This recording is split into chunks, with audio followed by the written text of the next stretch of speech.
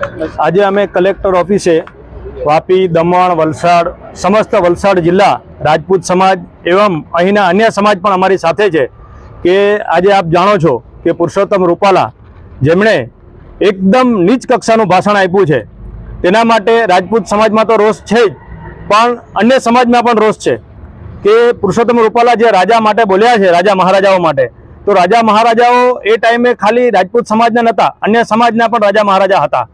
અને આજના રાજકીય પક્ષમાં ખાલી કામની વાતો કોઈ કરતા નથી. જેમને એમ બોલવું જોઈએ કે હું 5 વર્ષમાં આ કામ કર્યું, 5 વર્ષ પછી હું આ કામ કરીશ, એની જગ્યાએ ગમે તેમ બફડાટ કરે છે. એવા નેતાઓને અમે આજે આવેદનપત્ર લઈને આવ્યા છીએ કે એવા નેતાઓને ભાજપ સરકાર ટિકિટ ના આપે અને એમને સસ્પેન્ડ કરે, અને આવા નેતાઓને તો રાખવા જ ન જોઈએ. એ જ અમારી માંગણી છે. અને જો એમને ટિકિટ આપશે તો પછી ભવિષ્યમાં એમની ભાજપ સરકાર તૈયારી રાખે. જો એમને ટિકિટ આપી દીધી હોય તો હજી ટિકિટ કેન્સલ થઈ શકે છે. જો કેન્સલ કરે તો એમના માટે સારું છે, નહીં કરે તો સમગ્ર ગુજરાત અને ઓલ ઓવર ઇન્ડિયામાં રાજપૂત સમાજ એમને કરી બતાવશે કે એનું પરિણામ શું આવશે.